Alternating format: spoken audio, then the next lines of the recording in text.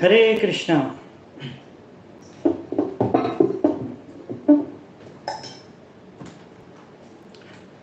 హరే కృష్ణ దండోత్నం అందరి భక్తులకి స్వాగతం. ఈరోజు మన భాగవతం కక్షంలోకి కొంచెం 2-3 మినిట్స్ లేట్ అయిపోయింది, కరెంట్ లేకుండా, అందుకే సెట్టింగ్ కొంచెం లేట్ అయింది. సో మనము రాధా మాధవ్ చేసుకొని కీర్తన చేసుకొని రాధా మాధవ్ కీర్తన తర్వాత మనం స్టార్ట్ చేద్దాం.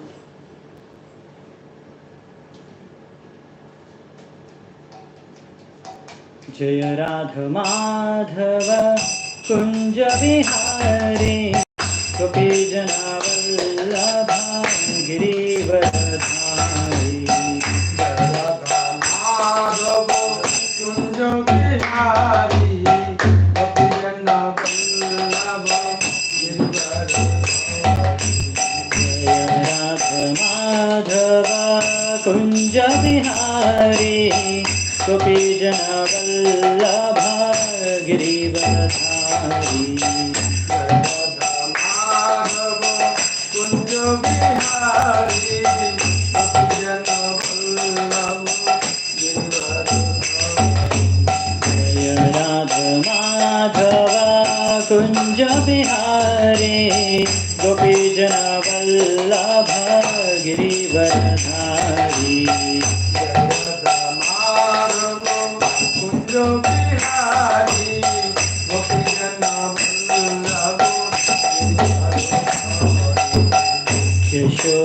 यशोदानन्दना व्रज जनरञ्जना यमुना तीरावनचारी। यशोदानन्दना व्रज जनरञ्जना यमुना तीरावनचारी। यशोदानन्दना व्रज जनरञ्जना यमुना तीरावनचारी।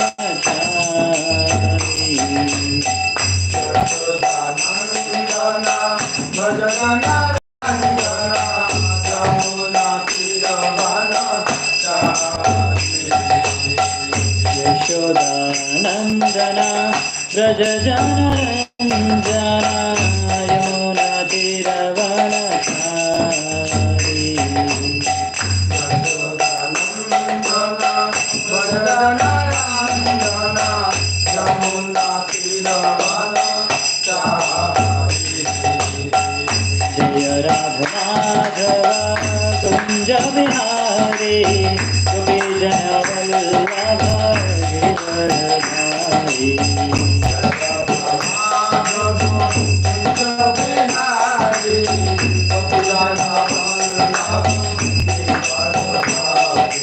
जय राधा माधव कुंज विहारी गोपी जनावल्लभा गिरिवरधारी।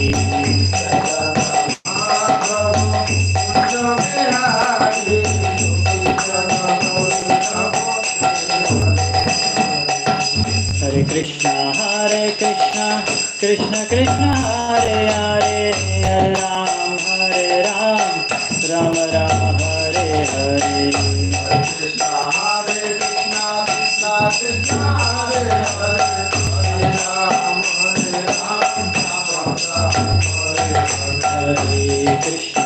हरे कृष्णा कृष्ण कृष्ण हरे हरे हरे राम राम राम हरे हरे।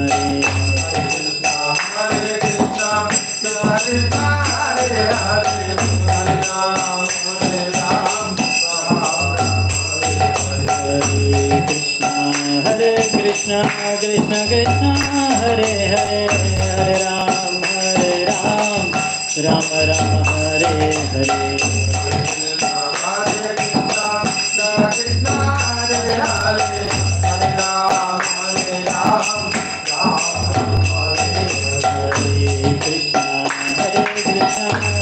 कृष्ण हरे हरे हरे राम राम हरे हरे।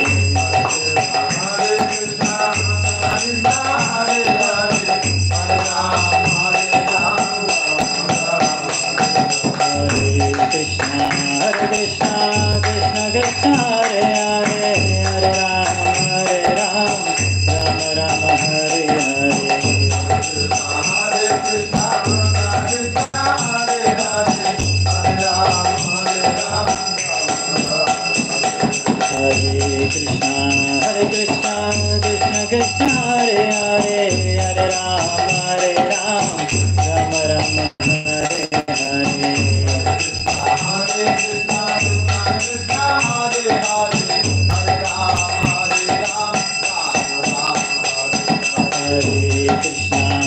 कृष्ण कृष्ण कृष्ण हरे हरे हरे राम राम राम हरे हरे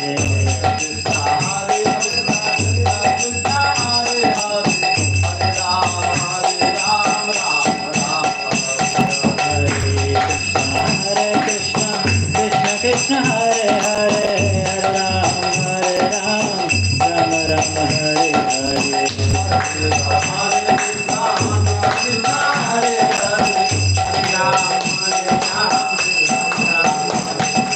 राधा माधव जय राधा माधव राधा माधव जय राधा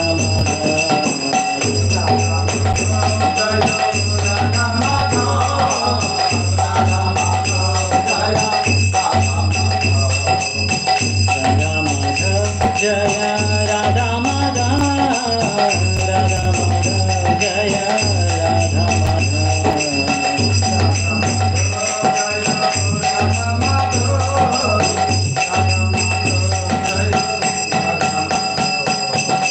जगन्नाथ जय जगन्नाथ बलदेवा जय सुभद्रा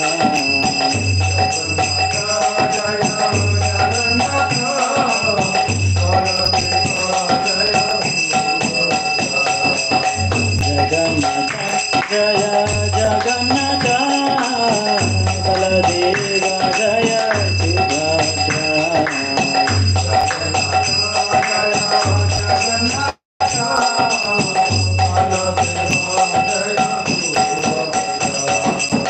गौरानिताय जय गौरानिताय गौरानिताय जय गौरानिताय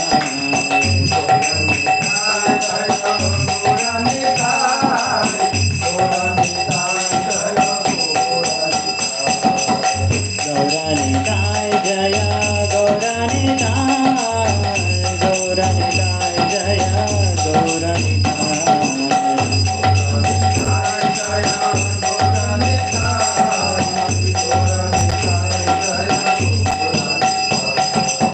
प्रभुपदा जय प्रभुपदा प्रभुपदा जय प्रभुपदा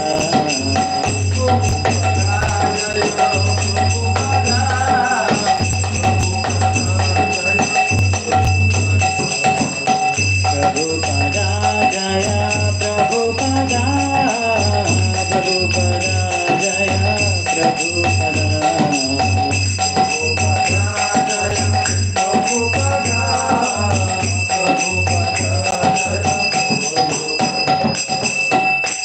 शिल प्रभुपाद की हरिनाम संकीर्तन की समवेत गौर भक्त वृंद की निताय गौर सीतनाथ प्रेमानंदी हरि हरि बोल।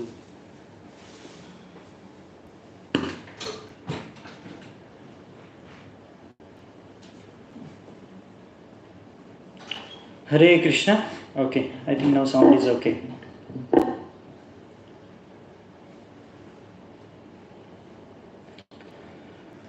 సో మనం ఈరోజు చర్చించుకునే కన్నా ముందు మంగళాచరణ చేద్దామంట. ఓం అజ్ఞానతిమిరంధస్య జ్ఞానాంజనాశలాకయా చక్షురున్మిలితం येन తస్మై శ్రీగురవే నమః. శ్రీచైతన్యమనోభీష్టం స్థాపితం येन భూతలే స్వయం రూపः కదా మह्यं దదాతి స్వపదాంతికం. వందేహం శ్రీగురో శయ్యుతాపదకమలం శ్రీగురూన్ వైష్ణవాంశ్చ శ్రీరూపం సాగ్రజాతం సహగణా రఘునాథాన్వితాం తం సజీవం సాద్వైతం సావధూతం పరిజనసహితం కృష్ణచైతన్యదేవం శ్రీరాధా కృష్ణపాదాన్ సహగణలలితా శ్రీవిశాఖాన్వితాంశ్చ. నమో ఓం విష్ణుపాదాయ కృష్ణప్రేష్టాయ భూతలే శ్రీమతే భక్తివేదాంత స్వామినితి నామినే. నమస్తే సారస్వతే దేవే గౌరవాణి ప్రచారిణే నిర్విశేష శూన్యవాది పాశ్చాత్యదేశతారిణే. నమో మహావదన్యాయ కృష్ణ ప్రేమ ప్రదాయతే కృష్ణాయ కృష్ణ చైతన్య నామినే గౌరత్విసే నమః. हे कृष्ण करुणा सिंधु दीनबंधु जगत्पते गोपेश गोपिका कांता राधा कांत नमोस्तुते तप्त कांचन गौरांगी राधे वृंदावनेश्वरी वृषभानुसुते देवी प्रणमामि हरिप्रिये नीलाचलनिवासाय नित्याय परमात्मने बलभद्रसुभद्राभ्यां जगन्नाथाय ते नमः। वाञ्छाकल्पतरुभ्यश्च कृपासिन्धुभ्येव च पतितानां पावनेभ्यो वैष्णवेभ्यो नमो नमः। जय श्री कृष्ण चैतन्य प्रभु नित्यानंद श्री अद्वैता गदाधर श्रीवासादि गौरभक्तवृंद। हरे कृष्णा कृष्ण कृष्ण हरे हरे हरे राम राम राम हरे हरे। हरे कृष्ण। సో మనం ఈరోజు శ్రీమద్ భాగవతం నుంచి ప్రథమ స్కందం 3వ అధ్యాయంలో చర్చించుకుంటున్నాము. నిన్న మనము 27వ శ్లోకం వరకు చర్చించుకున్నాము. సో ఈరోజు 28వ శ్లోకం నుంచి మనం చర్చించుకుంటాం. సో దానికన్నా ముందు నిన్న మనం చర్చించుకున్న విషయం 22 లీలా అవతారాల గురించి చర్చించుకున్నాం. సో మనం జస్ట్ ఒకసారి ఆ 22 లీలా అవతారాలు, ఈరోజు అదే క్వశ్చన్. సో మీకు గెస్ చేసే ఉంటారు ఇది కూడా. సో ఐ వాంట్ ఫస్ట్ నుంచి మొదటి ఇలా ఏ లైన్లో అయితే ఏ సీక్వెన్స్లో డిస్క్రైబ్ చేశారో మీకు గుర్తుంటే అదే సీక్వెన్స్లో చెప్పొచ్చు. అందరికన్నా ఫస్ట్ ఏ ఇన్కార్నేషన్, ఏ అవతారం గురించి చెప్పారు? ఈ 22 అవతారాల్లో ఫస్ట్ చతుష్కుమారు, రైట్. దాని తర్వాత వరహ అవతార్, కరెక్ట్. తర్వాత దేవర్షి, ఇంకా చెప్పలేదు ఎవరు, okay. Next third Narada, good. దాని తర్వాత నారదుడి తర్వాత నరనారాయణ ఋషి తర్వాత నెక్స్ట్ ఎస్ కపిలుడు, ఎస్. దాని తర్వాత కపిల్ దేవ్ తర్వాత, కరెక్ట్. దత్తాత్రేయ, గుడ్. దత్తాత్రేయ తర్వాత ఆఫ్టర్ దత్తాత్రేయ గుర్తుందా? దత్తాత్రేయ అయిన తర్వాత యజ్ఞ, రైట్. యజ్ఞ, పర్ఫెక్ట్. యజ్ఞ. దాని తర్వాత యజ్ఞ తర్వాత ఇన్కార్నేషన్ అవతారం, నెక్స్ట్ అవతారం. పృథు మహారాజ్ కన్నా ముందు ఇంకొకరు ఉన్నారు. యజ్ఞ తర్వాత పృథు మహారాజ్ కన్నా ముందు ఇంకొక అవతారం ఉంది. Yes, Rishabh Dev, correct. రిషభుడు. దాని తర్వాత పృథు మహారాజ్ తర్వాత, ఎస్, పృథు మహారాజ్ తర్వాత మత్స్య అవతారం, వెరీ గుడ్. మత్స్య అవతారం తర్వాత భగవంతుడిది నెక్స్ట్. మత్స్య అవతారం తర్వాత ఏం చెప్పారు ఇక్కడ మనకి నిన్న? కూర్మ అవతారం, పర్ఫెక్ట్. కూర్మ అవతారం తర్వాత కరెక్ట్. ఆఫ్టర్ కూర్మ అవతారం తర్వాత ధన్వంతరి, కరెక్ట్. ధన్వంతరి అవతారం తర్వాత మోహినీమూర్తి అవతారం. మోహినీమూర్తి అవతారం తర్వాత నరసింహుడు అవతారం. నెక్స్ట్ నరసింహ తర్వాత వామన, గుడ్. వామన అవతారం తర్వాత కరెక్టే. వామన తర్వాత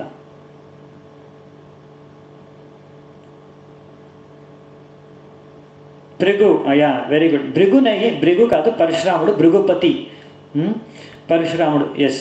పరశురాముడు తర్వాత భృగుపతి, పరశురాముడు తర్వాత వ్యాసదేవ్, వెరీ గుడ్. వేదవ్యాస్ లేకపోతే వ్యాసదేవ్ తర్వాత నెక్స్ట్ అవతారం మనం చెప్పుకుంది నిన్న. లేదండి, పరాశర అవతారం కాదు, ఇక్కడ వ్యాసదేవ్ తర్వాత శ్రీరాముడు, రామావతారం తర్వాత కృష్ణుడు, ఇంకా బలరాముడు. ఒకటే శ్లోకంలో ఇచ్చారు కృష్ణ బలరాములు అంటే 2 అవతారాలు. కృష్ణ బలరాముల తర్వాత బుద్ధ అవతారం తర్వాత కలికి అవతారం. సో ఈ 22 అవతారాల గురించి మనం నిన్న చర్చించుకున్నాం. Perfect, thank you very much. చాలామంది ఉత్సాహంగా పాల్గొన్నారు, ఎంతోమంది ఆన్సర్ చేశారు. అందరికీ ధన్యవాదాలు, కంగ్రాచులేషన్స్. సో మనం ఇప్పుడు నెక్స్ట్ 28వ శ్లోకం నుంచి చర్చించుకుందామంట.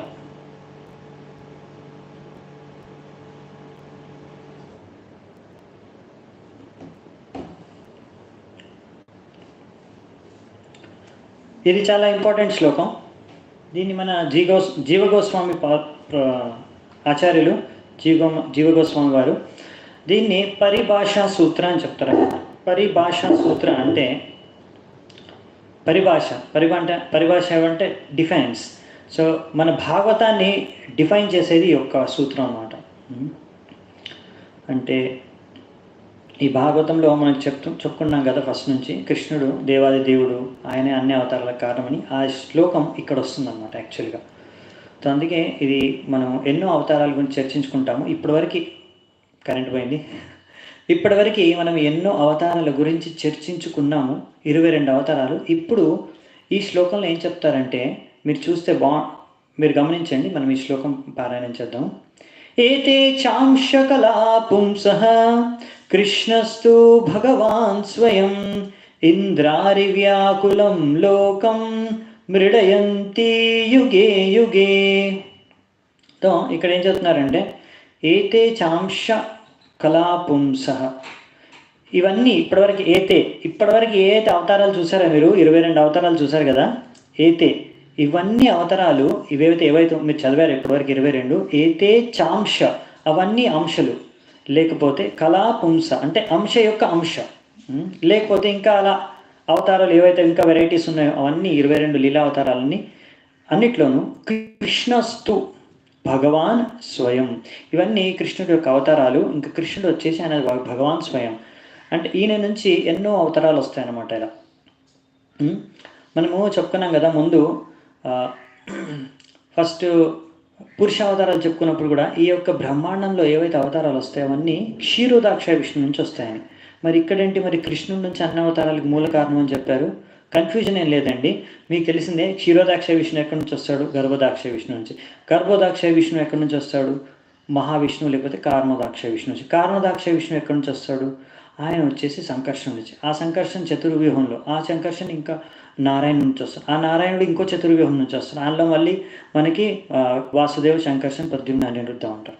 మళ్ళీ ఆ సంకర్షణుడు వచ్చేసి బలరాముడి దగ్గర నుంచి, ఆ బలరాముడు కృష్ణుడి నుంచి వస్తాడు. సో ఇలాగా మనకి కృష్ణుడి నుంచి బలరాముడు నుంచి సంకర్షణ, మళ్ళీ సంకర్షణ నారాయణ, మళ్ళీ నారాయణ నుంచి సంకర్షణ, మళ్ళీ సంకర్షణ నుంచి మహావిష్ణువు లేకపోతే కారణోదాక్ష నుంచి గర్భోదాక్ష నుంచి క్షీరోదాక్ష విష్ణు నుంచి ఎన్నో అవతారాలు వస్తాయన్నమాట. సో అలా మూల కారణం అనేది సర్వకారణ కారణం. బ్రహ్మదేవుడు కూడా అంటాడు కదా బ్రహ్మ సంహితలో, ఈశ్వర పరమ కృష్ణ సచ్చితానంద విగ్రహ అనాదిర్ ఆది గోవింద సర్వకారణ కారణం. అన్ని అవతారాల కారణం కృష్ణుడు అనే విషయాన్ని మనకి ఈ శ్లోకంలో, ఈ భాగవతంలో తెలుపుతున్నారనమాట. అయితే ఇప్పుడు మనకి ఎన్నో అవతారాలు వచ్చాయి కృష్ణుడివి. ఇందులో కూడా వెరైటీస్ ఉన్నాయి, చూసారు కదా మీరు. గుణావతారాలు ఉన్నాయి, లీలా అవతారాలు ఉన్నాయి, శక్తావేశ అవతారాలు ఉన్నాయి. ఈ అవతారాల్లో కూడా కొన్ని విష్ణుతత్వ అవతారాలు ఉంటాయి, కొన్ని జీవతత్వ యొక్క అవతారాలు ఉంటాయి, కొన్ని మాత్రం శంభుతత్వ, ఓన్లీ శివుడిది ఒకటే, శివుడు అవతారం ఒకటే. సో ఈ 3 తత్వాలు ఉన్నాయండి అవతారాల్లో. ఇప్పుడు మనం చర్చించుకున్న వాటిల్లో ఒకటి వచ్చేసి 3 విష్ణుతత్వం, ఇంకోటి శంభుతత్వం, ఇంకోటి జీవతత్వం. మనం అందరి జీవతత్వంలోకే కేటగిరీలోకి వస్తాం అన్నమాట. సో ఇందులో మనం కొన్ని చూసుకున్నాం కదా. శక్తావేశ అవతారాలు ఎలాగైతే మన నారదముని, చతుష్కుమారులు, బ్రహ్మదేవుడు, వీళ్ళందరూ కూడా లీలావతారం. అంటే వీళ్ళందరూ కూడా అవతారాలు. గుణావతారం బ్రహ్మదేవుడు, మిగతా నారదముని, ఇంకా చతుష్కుమారులు లీలావతారంలో చెప్పుకున్నాము. ఇంకా వ్యాసదేవుడు కూడా లీలావతారంలో చెప్పుకున్నాం. వీళ్ళందరూ వచ్చేసి ఏంటంటే శక్తి ఆవేశ అవతారం. వీళ్ళందరూ జీవతత్వం, మనలాగే జీవతత్వం. కానీ వాళ్ళలో భగవంతుడు యొక్క శక్తి ప్రవేశించి వాళ్ళకి ఒక ప్రత్యేకమైన శక్తి అనమాట. ఒక్కొక్కరికి ఒక్కొక్క రకమైన శక్తి ఆవేశించి వాళ్ళు ఒక మహత్ కార్యాన్ని నిర్వహిస్తారు. ఒక అసాధారణమైన కార్యం భగవంతుడి యొక్క కృప శక్తి వలన. సో వాళ్ళందుకే వాళ్ళని శక్తి ఆవేశ అవతారం అంటారు. ఇంకోటి శివుడు మన గుణావతారం ముందే చెప్పుకున్నాం. ఇంకొచ్చేసి మిగతా వాళ్ళందరూ ఇంకో కేటగిరీ ఏంటంటే విష్ణుతత్వ అవతారాలు ఏవైతే ఉన్నాయో మనకి చాలా, ఇప్పుడు కూడా మన 22 అవతారాల్లో ఎన్నో విష్ణుతత్వ అవతారాలు ఉన్నాయి. అందులో కూడా మన రామావతారం, కృష్ణ బలరాముడు, మళ్ళీ ఇక్కడ ఇంకా చాలా ఉన్నాయి. వామన అవతారం, వరహ అవతారం, నరసింహ అవతారం, ఇంకా ఇవన్నీ విష్ణుతత్వం అన్నమాట. ఇవన్నీ విష్ణుతత్వ అవతారాలు. సో ఇక్కడ మనకి ఎక్స్ప్లెయిన్ చేస్తారు మన ప్రభుపాదుల వారు మరియు ఆచార్య వాళ్ళు. ఇలా చాలా వెరైటీ అవతారాలు ఉన్నాయి. ఇంకా భగవంతుడు విష్ణుతత్వ అవతారంలో కూడా ఇంకా వేరియేషన్స్ ఉన్నాయి. అవి మనం ఇంకా డీటెయిల్స్ మనం భాగవతంలో మరియు చైతన్య చరితామృతంలో చదువుకుంటాం. అప్పుడు వెళ్ళినప్పుడు మళ్ళీ డిస్కస్ చేద్దామంట. కానీ ఇప్పటి మటుకు ఈ సింపుల్గా ఇంత కేటగిరీస్ అర్థం చేసుకోవడానికి ప్రయత్నించండి.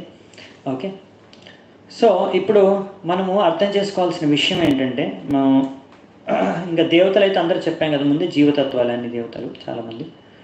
సో అప్పుడప్పుడు మాత్రం ఎవరైతే ఒక క్వాలిఫైడ్ జీవు లేకపోతే అప్పుడు కృష్ణుడే అవతారం ఎత్తేస్తుంటాడు, ఇంద్రుడిగా కానీ మనువుగా కానీ. అది కూడా మనం చూసుకున్నాం. ఇప్పుడు ఇంకా విష్ణుతత్వ అవతారాలకు వచ్చేసి ప్రభుపాదుల వారు ఈ యొక్క శ్లోకం మీద భాగవతం క్లాస్ ఇచ్చారు. దీని తర్వాత శ్లోకం మీద కూడా భాగవతం క్లాస్ ఇచ్చారు. ఈ 2 క్లాసులు చాలా బాగుంటాయి, మీకు కావాలంటే వినొచ్చు.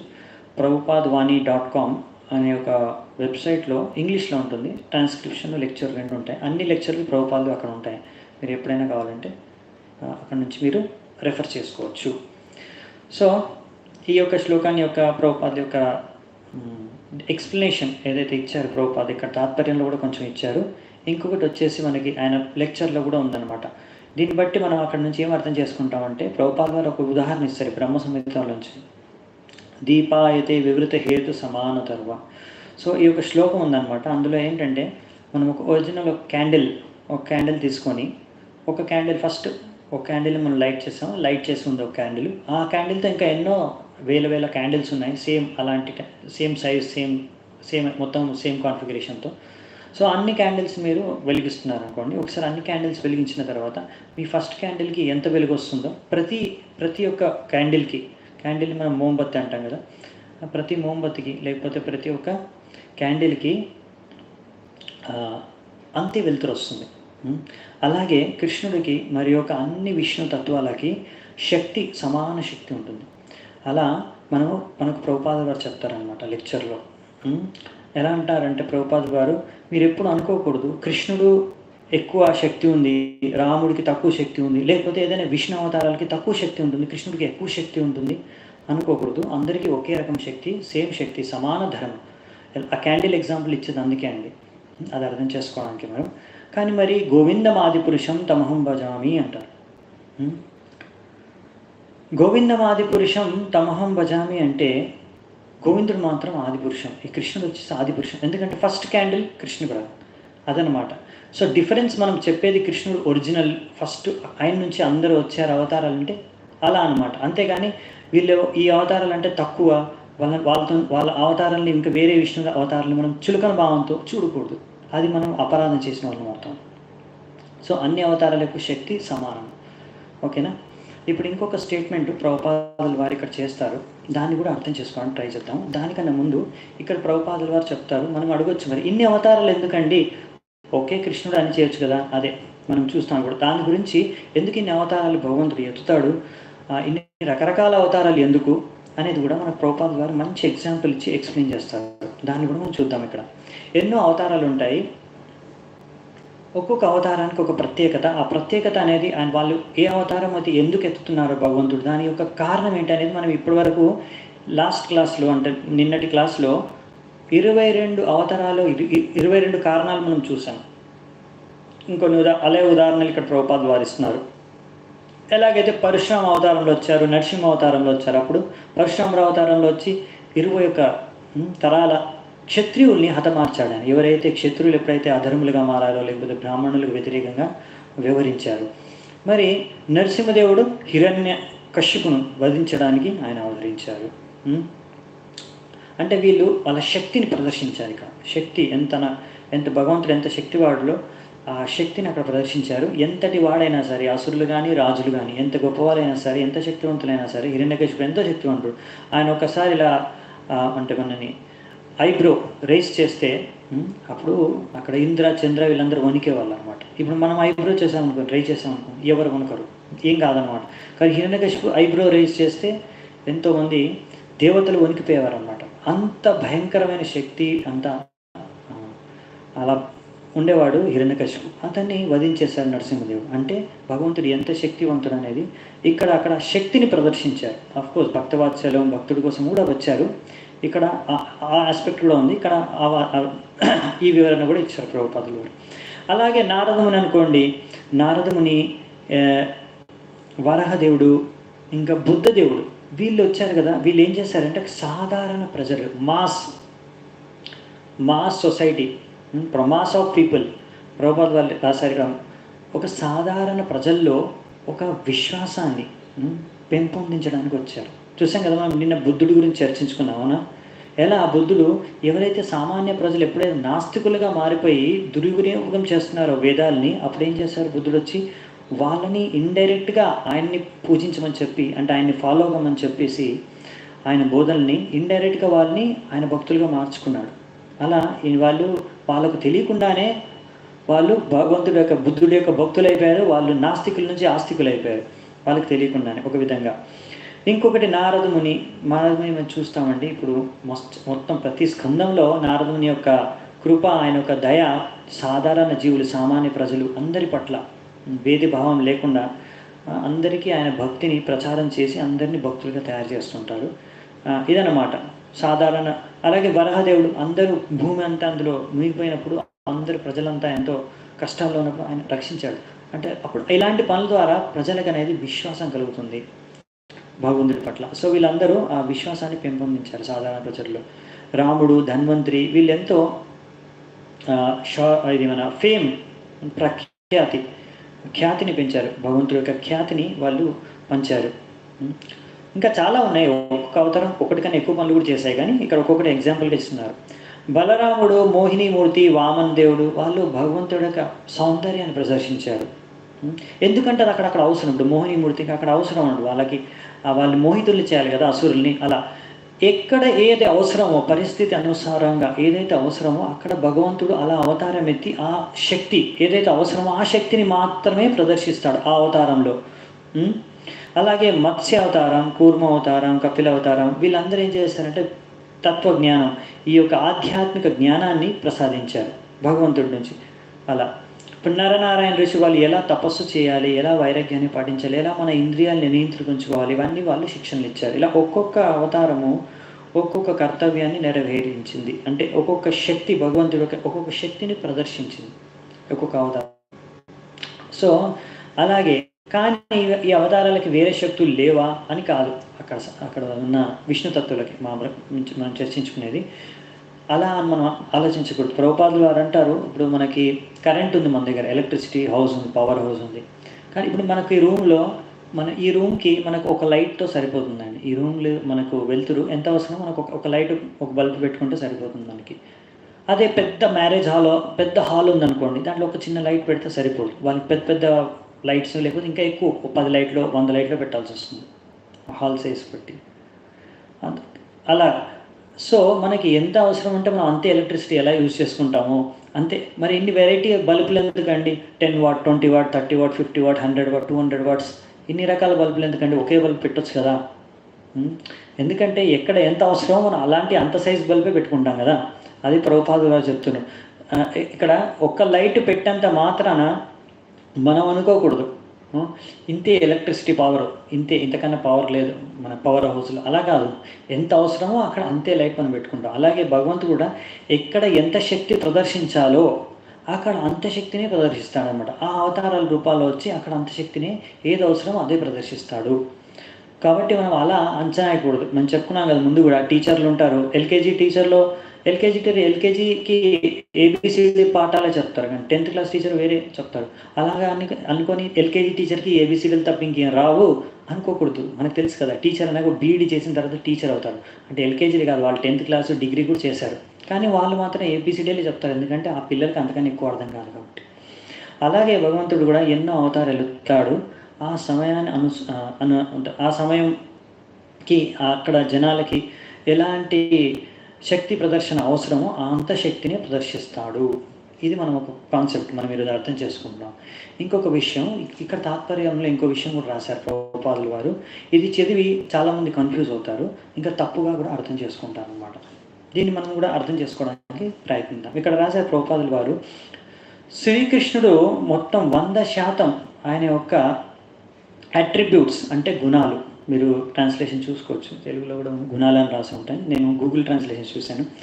సో అట్రిబ్యూట్స్, కృష్ణుడికి 100% గుణాలని ఆయన ప్రదర్శిస్తాడు, కళల్ని, గుణాలని. 64 క్వాలిటీస్ ఉంటాయి కృష్ణుడికి, 24 క్వాలిటీస్ ఉన్నాయి అని మనం భక్తుల సామర్థ్యంలో చదువుకుంటాం. మీరు ఆ 64 క్వాలిటీస్ ఏంటనేవి కృష్ణుడివి, అవి మీరు భక్తుల సామర్థ్యంలో విస్తృత రూపంలో చదువుకోవచ్చు. సో ఇక్కడ రాశారు ఏంటంటే శ్రీకృష్ణుడికి అట్రిబ్యూట్స్ మొత్తం గుణాలు అన్నీ 100%గా ఉంటాయి. అదే విష్ణుతత్వకైతే 93% ఉంటుంది. సో ఇది చదివేసి మన జనాలు ఏం చేస్తారంటే, అంటే ఎలాగైతే 100% కృష్ణుడికి ఉన్నాయో అందులోంచి విష్ణువుకి ఓన్లీ 93%. సో అలా చదివేసి, ఇలాంటి స్టేట్మెంట్స్ చదివేసి మన వాళ్ళు కొంతమంది ఏం అర్థం చేసుకుంటారంటే, డివోటీస్ కూడా, బయట వాళ్ళు కూడా తప్పుగా అర్థం చేసుకోవచ్చు. ఏంటంటే, అంటే విష్ణువు 93%, కృష్ణుడు 100%, విష్ణువు 93%. అది కాదండి. ఇక్కడ చెప్పేది ఏంటంటే, కొన్ని ఉన్నాయి. ఇప్పుడు మీకు ఇది అర్థం చేసుకోవడానికి మీకు చెప్తున్నాను. ఈ 4 ఇది మీరు ఏంటంటే 64 అండి, 64కి 100%. ఇక్కడ ప్రభుపాదుల వారు మీరు చూసుకుంటే 64 క్వాలిటీస్ కృష్ణుడికి, ఈ విష్ణువుకి వచ్చేసి 60 ఉంటాయండి. 60 క్వాలిటీస్ మాత్రమే విష్ణు ప్రదర్శిస్తాడండి, ఇంకా 4 క్వాలిటీస్ ఆయనలో ఉండవు, ఆయన ప్రదర్శించడు.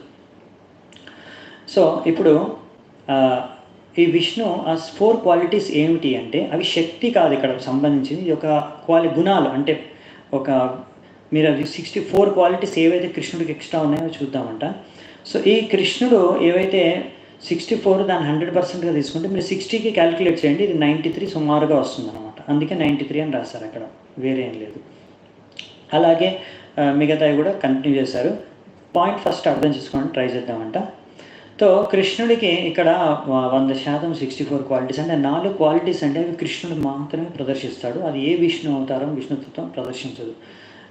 అవేంటంటే లీలామాధురి, వేణుమాధురి, రూపమాధురి, భక్తమాధురి. మాధుర్య రసం రాశారు కూడా ఎవరు. సో లీలామాధురి అంటే భగవంతుడు చేసినట్టు లీలలు, రాసలీల చేస్తారు కృష్ణుడు, అది కృష్ణుడే చేస్తాడండి రాసలీల. మీరు మరి వేరే అవతారాలు మీరు రాసలీల చూడరు. ఇంకా ఎన్నో లీలలు కృష్ణుడు చేశారు చూడండి. బాల్యలీలలు కృష్ణుడు ఎన్ని ఉన్నాయంటే చాలా ఉన్నాయి. మీరు వేరే అవతారాలు చూడండి, నరసింహదేవుడు ఎన్ని బాల్యలీలలు ఉన్నాయండి, ఆయన రాసలీల చేశారు లేదు, అవునా? బాల్యలీల ఏంటండి, ఆయన బాల్యలీల అంటే ఆయన అది డైరెక్ట్ ఖంబాన్ని చీల్చుకొని వచ్చాడు, అదే బాల్యలీల ఇంకా, అవునా? జన్మలీల. సో ఒక్కొక్క అవతారంలో చూస్తే మీరు అలా కృష్ణుడిలో ఉన్న లీలలు కొన్ని ప్రఖ్యాత అనమాట. అంటే అందుకే ఆయన లీలా పురుషోత్తమం కూడా అంటారు. సో ఈ లీలామాధురి అంటే స్పెసిఫిక్గా రాసలీల ఎగ్జాంపుల్ ఇచ్చారు మన గ్రూప్ గోస్వామిపాద గారు భక్తిర సామ్రాజ్యంలో. అలాగే వేణుమాధురి, ఫ్లూట్ అండి, ఫ్లూట్ కృష్ణుడు వాయిస్తాడు కదా, మీరు ఇంకా ఏ అవతారాలు ఫ్లూట్ వాయించరు అనమాట. సో కృష్ణుడు ఇలా కొన్ని ఈ 4 యాక్టివిటీస్ ఏవైతే ఉన్నాయి, లీలామాధురి, రూపమాధురి. కృష్ణుడు ఏంటంటే మేము చెప్పాం కదా, కృష్ణుడు రూపం అనేది సర్వ ఆకర్షిత అయితే కృష్ణ అందరినీ ఆకర్షిస్తుంది. మోహన్ అదే, అందుకనే మదన్ మోహన్ అంటారు ఆయన. మదనుడిని కూడా, మదనుడు అంటే మదనుడు అందరిని ఆకర్షిస్తాడు, అలాంటి మదనుడిని కూడా ఒకరు కాదు వేల మదనులుగా కృష్ణుడు ఆకర్షించుకోగలడు. అంత ఆకర్షణ, అంత సౌందర్యం కృష్ణుడికి ఉంది అనమాట. ఎందుకంటే ఆయన నుంచే కదా అందరికి సౌందర్యం వచ్చేది, మన అక్కడ నుంచే కదా సోర్స్. కనుక మీరు 100% కృష్ణుడు చూడగలుగుతారు. అది కృష్ణుడు ప్రదర్శిస్తాడు కూడా 100%. మళ్ళీ ఇప్పుడు ఇక్కడ ఇదంటే ఈ క్వాలిటీ ఒకటి. ఇంకొకటి వచ్చేసి భక్తమాధురి అంటే కూడా కొన్ని భక్తులతో ఆయన ఎప్పుడు భక్తుల సాంగత్యంలో ఉంటాడు, ఎప్పుడు ఆయన చుట్టూ భక్తులు ఉంటారు. ఆయన లీలలు ఎప్పుడు భక్తులతో కలిసి చాలా లీలలు చేస్తుంటారు అనమాట.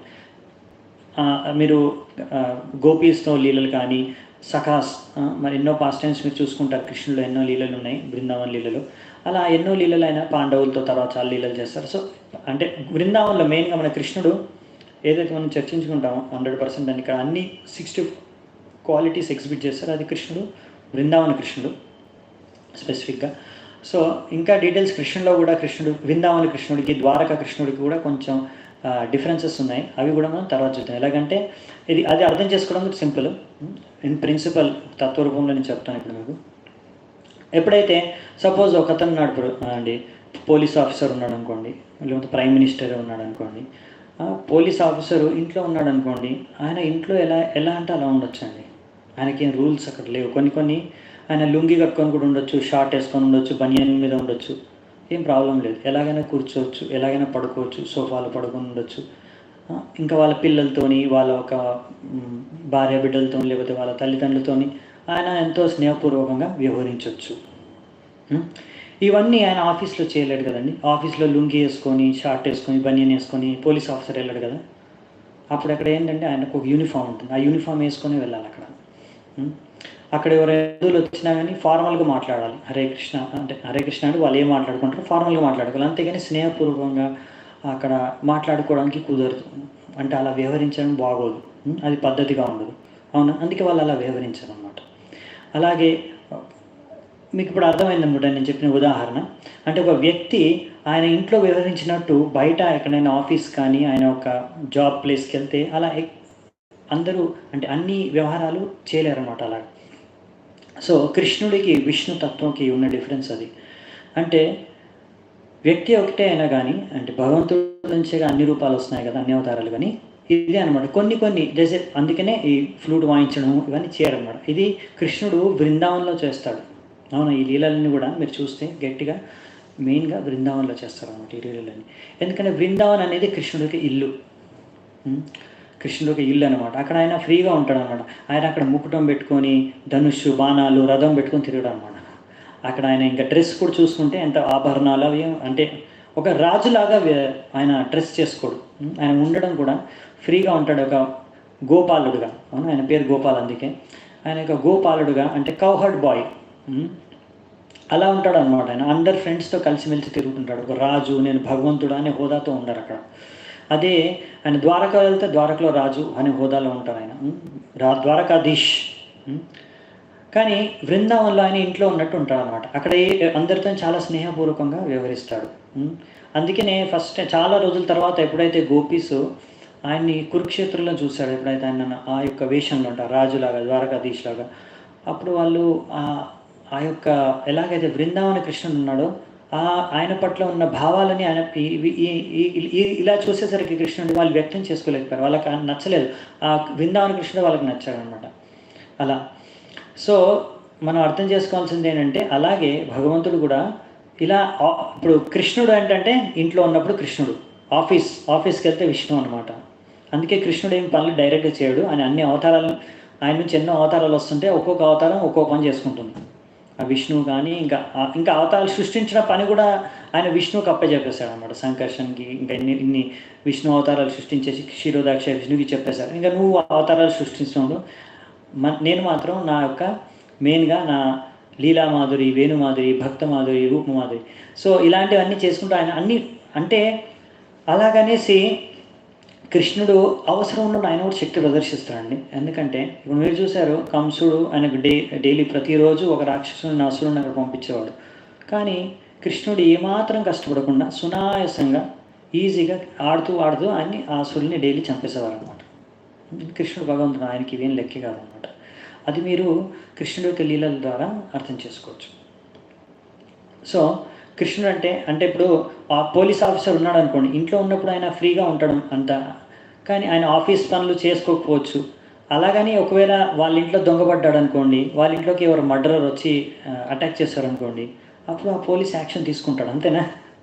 ఆ ఆఫీసర్ యాక్షన్ తీసుకుంటాడు వాళ్ళ మీద, అప్పుడు శక్తి ప్రదర్శిస్తాడు. అలాగే కృష్ణుడు కూడా వాళ్ళ ఇంట్లోకి వచ్చి ఎవరైనా అసురుడు వచ్చేస్తే చంపేస్తాడు, వధిస్తాడు అనమాట. కానీ ఆయనకి మీరు చూసారు, ఆయన ఏ అస్త్రాలు శస్త్రాలు ఉపయోగించండి, ఆయనకి ఏం అవసరం లేదండి. భగవంతుడు చేతులతో చీల్చి చంపేస్తాడు అన్ని రాక్షసుల్ని, ఆకాసురు కానీ బకాసురు కానీ ఎవరైనా కానీ. సో మనం దీని ద్వారా కృష్ణుడు ఎలా ఆయన వచ్చాడో, భగవంతుడు అనే రూపంతో వచ్చి పరిపూర్ణత,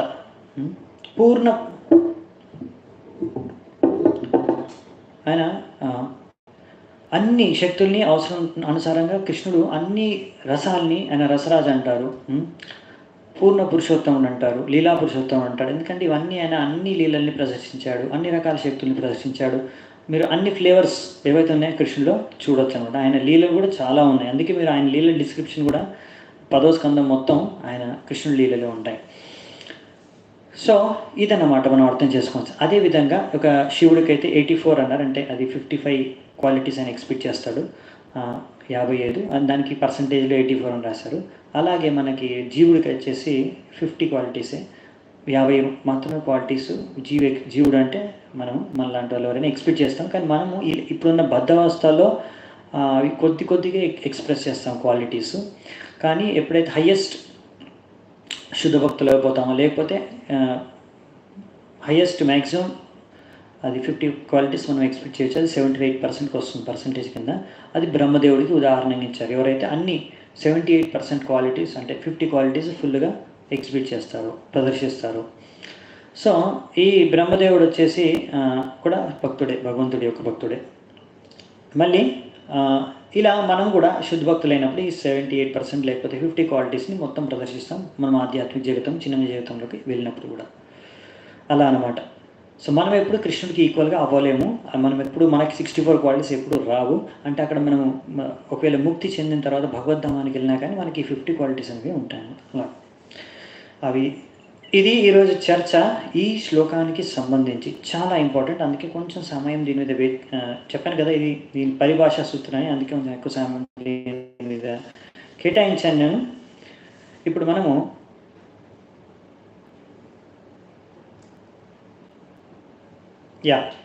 29వ శ్లోకం నుంచి చూద్దామంటే 29వ శ్లోకం కూడా 28కి సంబంధించిన శ్లోకమే. దానికి ఇది మనము భగవద్గీతలో ఒక శ్లోకం చదువుకుంటాం, జన్మకర్మ చమే దివ్యం ఏవం యో విత్తి తత్వతః త్యక్త్వా దేహం పునర్జన్మ నైతి మామేతి శోర్జున. సో దానికి సిమిలర్ అదే శ్లోకాన్ని మీరు సిమిలర్ మీనింగ్ ఇక్కడ ఉంటుంది మీకు ఈ శ్లోకంలో, 29వ శ్లోకంలో. ఇంకొక పాయింట్ ప్రభుపాదుల వారి లెక్చర్లో చెప్తారు ఈ 28వ శ్లోకానికే. కనుక మీరు ఎప్పుడు ఈ అవతారం గొప్ప, ఆ అవతారం గొప్ప, ఈ అవతారం శక్తివంతం ఎక్కువ అంటే విష్ణు తత్వాల్లో కృష్ణుడు లేకపోతే విష్ణువుని పోల్చి, లేకపోతే రాముడు నరసింహుడికి పోల్చడం, ఇలా ఒక్కొక్కసారి ఎవరు ఒక్కొక్కరికి ఒక్కొక్క అవతారం నచ్చుతుంది, వాళ్ళు ఆరాధిస్తారు. సో వాళ్ళు అలా వాదించుకోకూడదు అనమాట. అది అనవసరంగా దీని మీద గొడవ పడడం, దెబ్బలాడడం అనేది అనవసరం, సమయ నష్టం అని ప్రభుపాదుల వారు లెక్చర్లో మనకి చెప్తారనమాట. ఇది ఒక పాయింట్ నేను యాడ్ చేద్దాం అనుకున్నా, మర్చిపోయాను. ఓకే, 29వ శ్లోకం. జన్మగుహ్యం భగవతో యఏతత్ ప్రయతో నరః సాయం ప్రాతుర్గృణన్ భక్త్యా దుఃఖగ్రామాద్ విముచ్యతే. సో ఇక్కడ మనం ఏం రాస్తుందంటే చూడండి, ఎవరైతే ఈ యొక్క భగవంతుడి అవతారాల గురించి చర్చిస్తారో, ఎవరైతే దీన్ని కీర్తిస్తారో, భగవంతుడి యొక్క ఇవన్నీ మిస్టీరియస్ రహస్య అవతారాలు, గుహ్యం అంటే రహస్యం అనమాట. జన్మ గుహ్యం భగవతో, భగవంతుడి యొక్క జన్మ రహస్యాలని ఎవరైతే అర్థం చేసుకొని చర్చిస్తారో, సో అలా పొద్దున రాత్రి, పొద్దున సాయంత్రం మనం అలాగే చేస్తున్నాం కదా. పొద్దున భాగవతం క్లాస్ ఉంది మనకి, సాయంత్రం వచ్చేసి మనకి భగవద్గీత క్లాస్ ఉంది. వాళ్ళకి ఏమొస్తుందంట, దుఃఖ గ్రామాద్ విముచ్యతే, అన్ని దుఃఖాల నుంచి వాళ్ళకి ముక్తి లభిస్తుంది. సో మనం చేసే పని చాలా బాగుంది కదా. సో మనకి దుఃఖాల నుంచి ముక్తి లభించాలంటే ఇంతే, పొద్దున భాగవతం, సాయంత్రం భగవద్గీత, ఇంకేం అవసరం లేదు. 30వ శ్లోకానికి వెళ్దామంట. ఈ 30 నుంచి 39 అండి. ఇక్కడ మీకు సారంగా నేను ఒకటి చెప్తాను మెయిన్, దాని తర్వాత ఇంపార్టెంట్ పాయింట్స్ చూసుకుందాం. ఈ శ్లోకాల్లో మనం చెప్పాను కదా 28 శ్లోకం అన్నిటికన్నా ఇంపార్టెంట్, అది మీరు నేర్చేసుకోండి. చాలా సింపుల్, చిన్న శ్లోకం, ఈజీ నేర్చుకోవడానికి కూడా. సో ఏతే చాంస కళాపుంస కృష్ణస్తు భగవాన్ స్వయం. ఇంకో 2 లైన్లు చెప్పలేదు నేను. ఇంద్రారి వ్యాకులం లోకం మృడయంతి యుగే యుగే. అంటే ఇంద్రుడి యొక్క అంటే వాని యొక్క శత్రువులు ఒక్కొక్కసారి వచ్చి వాళ్ళు చాలా ఉత్కంఠం సృష్టిస్తుంటారు. అంటే బేసికల్లీ అసురులు, రాక్షసులు. సో వాళ్ళని వధించడం కోసం ప్రతి యుగంలో అనేక అవతారాలు కృష్ణుడు ఎత్తుతాడు అని ఆ శ్లోకం యొక్క పరిపూర్ణ అర్థం.